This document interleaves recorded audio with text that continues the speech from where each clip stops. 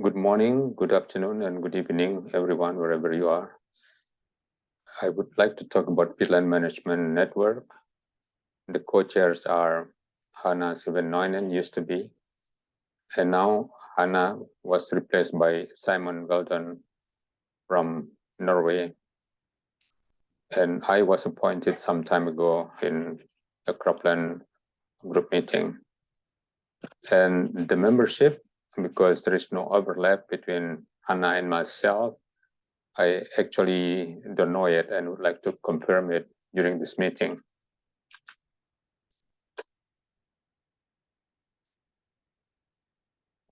So these are the assumed membership for the boreal and the temperate peatland areas.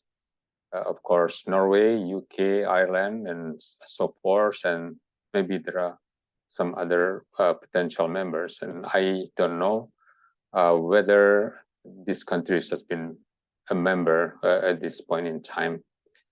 And for the tropical peatland, as far as I know, only Indonesia is a member. And there are potential other countries like Malaysia, Brazil, Peru, Costa Rica, Argentina, and so forth, where peatland area is an important land resource. And especially Congo also have a large peatland area. So we would like to confirm whether your country is a member or you would like to be a member in this network. Also, for those countries which hasn't been listed here and would like to join the network, please say so. And we need to choose who will be the co-chairs because Simon would like to have this position open at one of these meetings. And I think this is a good meeting to choose the co-chairs. And ideally, I would think that one is from boreal or temperate area and the other one is from tropical area. The co-chair may need to plan a meeting, and it's very important to discuss about the activity priorities and the possible joint proposal. But first, it's very important whether there are a good enough number of countries who are interested in this peatland network. And the activities since the last meeting, not much. I've exchanged email with Simon. And there is also an unfortunate reality that there is a slowing down of our research activity on greenhouse gas inventory improvement. This is due to a major reorganization in Indonesia, in which all of the research and development component of the ministries are moved into a new agency outside of the ministries. And funding opportunities, if we are going to have a meeting next time, this is one that we are working on, which is improving nutrient management, especially for K, calcium, magnesium, and boron, using stone meal as an alternative source of nutrient, because the potassium chloride or kieserite are so expensive, not affordable, especially for smallholders. So we need to take a look at the economic feasibility and the greenhouse gas intensity reduction.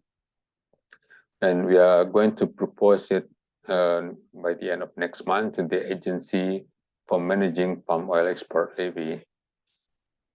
And there are many other research questions, including whether the carbon stock can be enhanced considerably by using biochar and whether it's feasible to use biochar for oil palm plantation. and also water table management for reconciling oil yield and greenhouse gas emission, because there is a belief that if you increase the water table, which is closer to the surface, then the yield will reduce, although the greenhouse gas emission is also reduced, and vice versa. If the water table is deeper or lower, then the greenhouse gas emission will be higher. So there are other possibilities, of course, and we also need to talk about the potential funding sources. The fact about peat emission, before we talk about the carbon neutrality in peatland, drain peat continues to emit CO2 through heterotrophic decomposition, unfortunately, and also under very dry condition and under the long dry period, peat is very prone to fire, and when it happens, it will emit very high amount of CO2, methane, in addition to contributing to the lower air quality. The emission rate may decrease with time since the drainage commences, but it's very unlikely that the emission stops as long as the peat is drained. CO2 removal by plants is perhaps negligible if we compare it with the emission by peat decomposition and peat fire. So the barrier for CO2 neutrality includes that the current high economic value and high market demand crops are cultivated under drained peat condition rather than under undrained condition or under the culture called polyculture.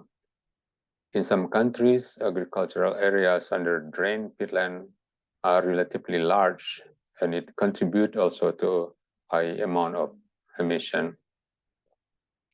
The opportunities, there are government regulations in many countries on peatland protection, and also that the emission reduction from peatland is an important part of the national determined contribution among parties to the UNFCCC. So that's all I have to say. Thank you very much.